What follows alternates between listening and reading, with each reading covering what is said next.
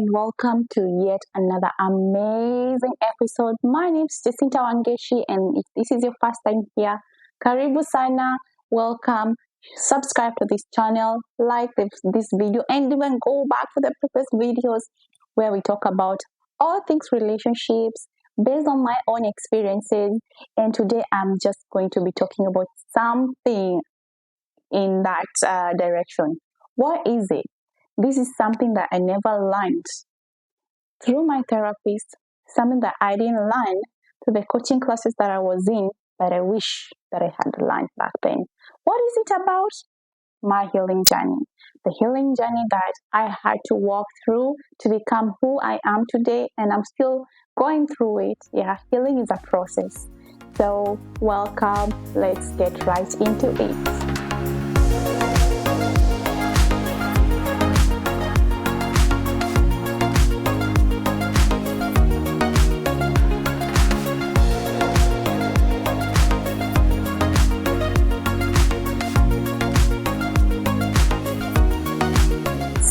A little bit about how I ended up in the healing journey. This is not something that we just wake up and decide, I think I have a lot going on in my life, let me just check myself into therapy, right? It always comes from somewhere. And if you're a returning subscriber, thank you so much for being here. I appreciate you, and you basically know a bit about my story or how I turned out to be who I am today, because I had to walk through my healing journey. I still am to be where I am and to even have the confidence to talk to you about it today. It stems from a relationship that I was in, which was 10 plus years, and it somehow left me feeling very inadequate. It was a very toxic relationship, and down the line, 10 years down the line, I felt like, no, this is not where I would want to be, and I just need help to be able to navigate through whatever it is that I'm going through and to be able to overcome all this. Yeah. So during this journey, I will find myself going for therapy, and in the process, I ended up joining this wonderful world of coaching where I had various coaches who also walked me through the journey. And in all these things, like in therapy, I will find that mostly we were having to handle things like my past, so much things that happened, things about my emotion, regulating my feelings, saying, hey, how do you feel? I'm feeling this way. And I would come out feeling like a brand new person. I remember I used to call my best friend and tell her, I'm looking forward to my therapy sessions because I always come out feeling lighter. And they were amazing, and I recommend them to everyone and anyone who can be able to or has the capacity to join them. Yeah. So, but along this, I felt like there were still other things that I need. Like I need to get deep into the issues. Yes, I knew that my childhood was contributing to where I was in this life. But then again, if I'm here? What or how do I go in depth into it? And that's where coaching came in. And coaching was also another amazing community. And I would suggest that you join a coach somewhere, depending on the area that you're struggling with, because mostly there are people who, just like me, have gone through whatever it is that you would want them to walk you through. Like I walk women through toxic relationships, into finding healing, and eventually finding or attracting better partners. Yeah. So anyway, I learned a few things. There were some things that I still had to learn on my own as I was navigating through all this.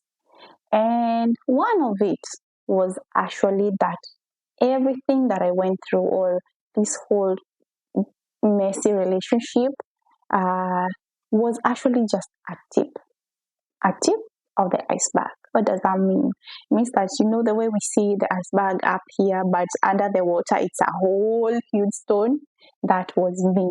I had so many issues under there, and even me being able to attract this sort of person, and even struggling to leave him, struggling to exit this relationship, overstaying in that relationship, was caused by deep-rooted issues. Yeah, I had so many issues that I had to work through.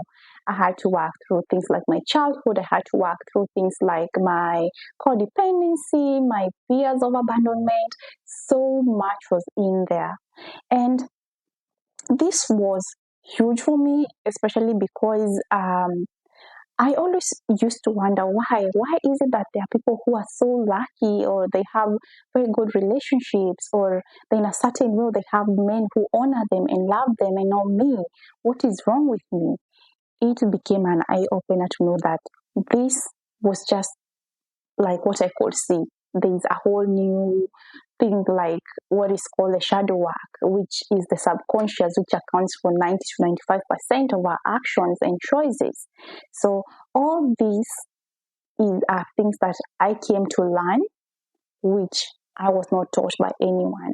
Yeah. Something else that I had to learn, and I spoke about it just a bit about it in my previous video. If you've not watched it, please go back there and watch that video.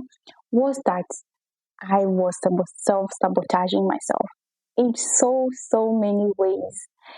Either whether it meant cutting off people from my life who are really good for me, or whether it meant having this. The self sabotaging was a coping mechanism for me, something that I had picked up along. Remember, coping mechanisms are how we react to certain situations. Maybe you react to it and you think, okay, I'm trying to protect myself. There are behaviors that you adapt to be able to survive in a certain condition. So I adapted these sort of behaviors, which were really not serving me anymore. Like I had to see them and be able to pinpoint them so that I could be able to catch myself and avoid them. Well, an example of even the example that I gave previously was how I will be cutting off friends. I did not know how to raise it. It's either if you are not talking to me, or if I feel like we are at conflicts, I don't know how to communicate that. So what would I do? I would either block you. I was very good at blocking people. I was very good at giving a piece of my mind. I used to attribute that to where I came from because I didn't grow up from a very good background. So you know what they say that you can bring out the ghetto in you. That used to be me. I would not let anyone bully me. In the process, I ended up overstepping a lot of boundaries with people, ended up hurting a lot of people in the wake of this, and losing some very important people in my life. But uh, also there were other things that I was doing which were really sabotaging me, like, and all this would come out as soon as I was able to actually pinpoint that, hey, this is a problem that I have. um, I would also go to a point where I would, like, I had to relearn how to feel emotions. Have you ever felt that? Because you're so numb, and it's a way of you just trying to protect yourself because you've been used to getting hurt so much. You decide that I'm not going to feel these emotions. I'm just going to shut down. And when you're shutting down, basically it means that you're shutting even all the other people out. And it means that you can also not be vulnerable, not just with your friends, but also in your partner. So if I had not worked on this, I would not even have been able to get the man that I'm with right now and even be in a relationship with him, because intimacy is a huge aspect in a relationship, right? And when you cannot be vulnerable, then you're you simply have lukewarm sort of relationships. You don't have in-depth because you're even afraid. You're so afraid of people because you're afraid of people hurting you. What you choose to do is to just not trust them or even talk or be vulnerable. I had to learn that vulnerability is actually as a strength and not a weakness, like we have come to be shown. Strength is in maybe being resilient. It is you being able to walk out of situations that are no longer serving you, but it is not being vulnerable. So when I was not being vulnerable with the people who needed me to be vulnerable, I was actually sabotaging myself. Yeah. So coming to know or being aware of these situations allows me even today to catch myself, like when I do something, or sometimes when I'm tempted to think, okay, I'm just going to block you, because it doesn't mean that I'm still human. It doesn't mean that it goes away completely. Remember, it's a healing journey. It's not a destination where you reach and you're like, oh, I'm okay now. I know I did a video where I say that healing, I don't think anyone can completely heal. And some people are like, no, you're supposed to heal, you're supposed to be this. No, it just means that you're more aware of your triggers or of such issues and you're able to catch yourself. But it doesn't mean that you completely get them out. You can, but it will take you time. Remember, these are things that have accumulated over years and years. It took me 30 plus years for me to actually think that maybe I'm doing something the wrong way. This might even have come from my childhood, where you're not able to express yourself. So how can I heal something that happened in my childhood some 20, 30 years ago in just some few years or months? Yeah. So these were things that I have been working through, I worked through, and I'm still working through it. On to my third point. I actually had to learn that it is very much okay not to be okay. Yeah, I know that is huge. But when I say, what do I mean by that it's okay to not be okay? It meant that you can have good days and bad days. And sometimes there are days when you don't even want to wake up. You do not even want to draw those curtains. You don't even feel like you want to leave the bed. And it's very much okay. And also, there are times when you're so overwhelmed with emotions, when you just want to stay there and cry, and you have all these emotions going on. It's very much okay. Healing is not linear, and sometimes you'll even be triggered to go back to your old patterns. You might have the people who in the past have known you in a specific way, tried to do the very same things they were doing to get the same reaction out of you. And sometimes you not know any better. You might actually find yourself going back to that and actually doing the very same thing that you used to do, and you beat yourself around a lot. And let me tell you, or you even find yourself just breaking down and wondering, why did I take the bait? Yeah. So I had to learn that it's okay. It's okay, whatever emotions I was feeling. And remember that I was coming from a background where I was feeling like I could not even be, I could not really be comfortable with my emotions. I could never show my weaknesses because toxic relationships leave you living like you're living in a Taliban state. I know somebody there was a meme that was going around back then saying, are you in a soft girl era in your relationship, or are you still living Taliban? What does it mean? Living Taliban means that you are numb. You're numb. You do not really show your softness anymore because toxic relationships really bring these aspects of you that you do not really want to be there a lot.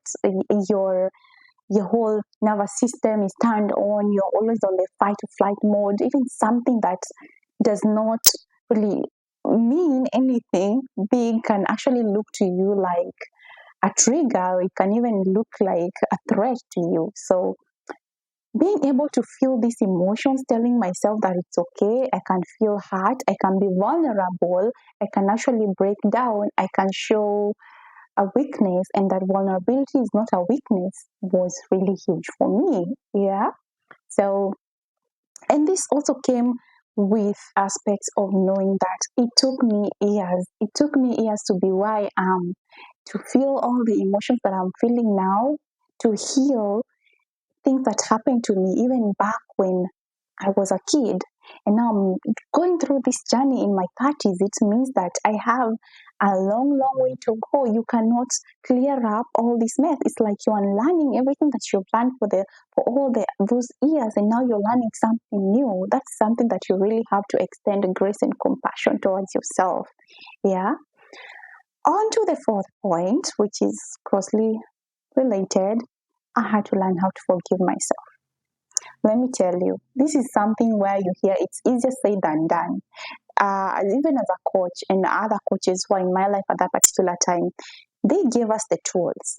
Like I give my clients the same tools. Like you do this to be able to forgive and to forgive yourself, to move on, because it's a huge, huge factor. But do you actually telling yourself and being to that point where you can actually forgive yourself? that's a huge space that only you can learn by you yourself. And it has to come from within. It has to be a choice that you make. It has to be something that you decide, I'm going to do this for me. It's meant to me just extending grace and compassion. Like when I would, I don't know, meet just a person that I know I have ever dated, maybe even when I was younger, look at them and you're like, what did I ever see in them? Like, what was I thinking? Look at all the past mistakes that you have done. Just getting to a point where I no longer have to re-traumatize myself. Getting to a point where I no longer have to feel the pain of the mistakes that I made in my past. That was really, really huge. So I had to get to that point where I had to tell myself, you know what? Jacinta, you're no longer defined by your past mistakes. And if you have ever read my book, Unbound, that is the whole definition at the back there. It is in the summary of the whole book. You're not defined by your past mistakes. And we have people who tend to come into our lives, especially now when you're on this healing journey, when you're an improved version and try to remind you of the person you used to be. Oh, Jacinta, you used to do this, you used to do this. That's not me anymore. Yeah, I did that back there, but not anymore. Why? I have forgiven myself, and now I am in a better position. I knew less. I did not even know what I know now. Yeah, so it's okay. You have to forgive yourself and stop re-traumatizing yourself, or stop putting yourself in places where you're going to hurt yourself over and over again by thinking that maybe I could have done better, but you did not know any better. So let it go. It's the past. On to the next point, which is like forgiveness. This was forgiveness A, now forgiveness B. The next point is you have to forgive others even when they do not ask for your forgiveness. Yes, I said it. And I think even phrasing it in a better way is saying that you have to move on without closure. This was huge for me. Imagine you're having to forgive someone and they've never asked you for any sort of forgiveness. You're having to move on without having the need to ask this person, why did you treat me the way you treated me? Or what did I do to deserve this? Because you automatically know that if you ever, I get people asking me in the DMs, like, I would really want to look at this person in the face and ask them, why did you do this to me? Well, why are you setting up for another heartache? Why do you want to go down the painful memory lanes? Because we forget a lot. This person is most likely going to tell you something very nasty, and it's just going to take you back to where you're coming from. So for you to be able to move on and to heal, you have even to move on and to forgive even people who have not said sorry to you, who are not even remorseful in any way. Why? I always say some people do not have the capacity to even know that they are hurting you. They do not even have the capacity to know that what they are doing is even wrong to you. They themselves are just living life like it's normal for them to go around hurting people. So this is why it calls in for you to just say, you know what, it's okay. I love myself out of that. It has got nothing to do with me. It's them, and whatever they do with their lives, that's up to them. Yeah, that is what forgiving the other person, even though they don't say sorry, means. Yeah. The sixth and last point to this whole list of things that I learned, and I'm really hoping that I'm helping someone out. And if you have something that you learned, not in coaching, not in therapy, but you have applied and has helped you, please comment down below. We would love to know that. Maybe it can be someone's saving grace. Yeah. The last point is that I learned to be honest with myself. There's this face that everyone sees of me.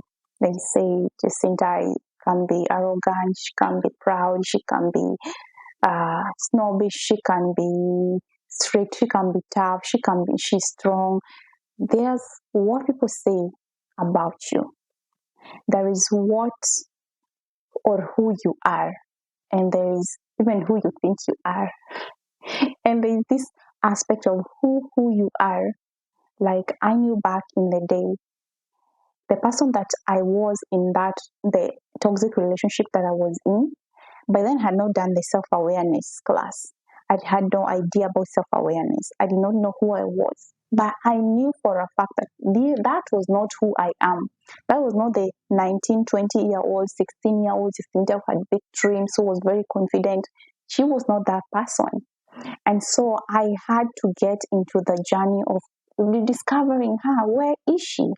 And even the person that I am today, even though I have rediscovered a lot of who Jacinta is actually not the same person that she was in her teens or in her 20s. I'm very different right now. So the only thing that I can do is be very honest with myself in everything. I can even tell the world that I like things this way or I am this way. But when it comes to me, myself, and I need to be very honest. I had to be very honest to be able to heal.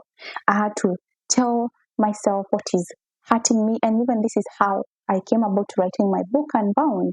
It was through a lot of reflections, a lot of lessons that I had to sit down with myself. I spent a lot of time by myself. I actually found out that I loved solitude. I loved being by myself. I never knew that before. Before, I would be feeling like I had to have a lot of friends. I would have to be have someone by my side, like a partner, for me to feel okay. And maybe that even made me overstay in that relationship. But when I started the healing journey, I automatically began to love myself, to enjoy spending time with myself. And that was the time when I was reflecting on my life. This is where I am. This is where I've come from. This is where I want to go. Which lessons have I picked from that relationship? Where am I? Where do I want to go? I just had to learn to be very honest and comfortable with myself. Because imagine you're wanting to spend your life with someone else, but even you yourself cannot spend time with yourself. This is what this is what we actually sit down and wonder. So what makes you think that anybody else will want to spend time with you? Yeah. So be honest with yourself all the time. No matter how hard it is, no matter how ugly the truth is about you, be honest with yourself. I'm confronted even before someone else points it out. And this is even something that I use a lot, even on social media. If you see my posts, I will most of the time I will I will put out there what I know can be used against me. Like I will talk about something that I know someone else might look at and want to use it against me. Once you are honest to yourself and honest with other people, it renders them powerless. Yes. An example is I know I did a post where at the beginning, I think a month ago, I really had gained some weight, I think over 4 pounds. That is over 2 kilos in a span of a week or 2 weeks. Don't ask me how. But anyway, I knew I had become really big. I could see for me, I know where I gain weight. And so even before anybody else could tell me, Jacinta, what's happening? You're gaining weight. I was like, I have become big, and this is on up to your mistake. And when this happens, by the way, you don't even feel bad when people come and tell you, just know you're bad. I already know. So be very honest with yourself. Even when you know you have a bad temper, tell yourself, what is it? So that you can even come down to that bottom point of why are you behaving the way you are behaving.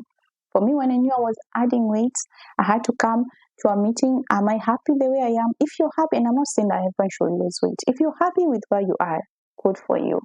I have no problem against that. But for me, because I know there's a specific place where I feel I'm good at, I wanted to go back there. So I had a meeting with me, myself, and I, as usual, the three of us. And we discussed, okay, it was our diet. Okay, we are eating a lot of fast food, fine. Let's tone it down, let's eat more home food. And that was it. So I'm hoping that you have learned a thing or two, because these are things that I wish somebody had told me during my healing journey or in the beginning of my healing journey. And if you have any other pointers that you would like to educate someone, including myself, like I said, it's a journey, is not a destination. So I'm still in it. Let us know through the comment section or DM me, and let me know what you would want me to talk about next, as well as any questions that you might have. I really appreciate everyone who has subscribed, everyone who watches these videos, everyone who likes them, and even forwards them to people who need them, because they always tell me, Jacinta, I like what you're doing. It's amazing. And that keeps me motivated. So thank you very much. And I hope to see you in the next video. So until then, bye bye.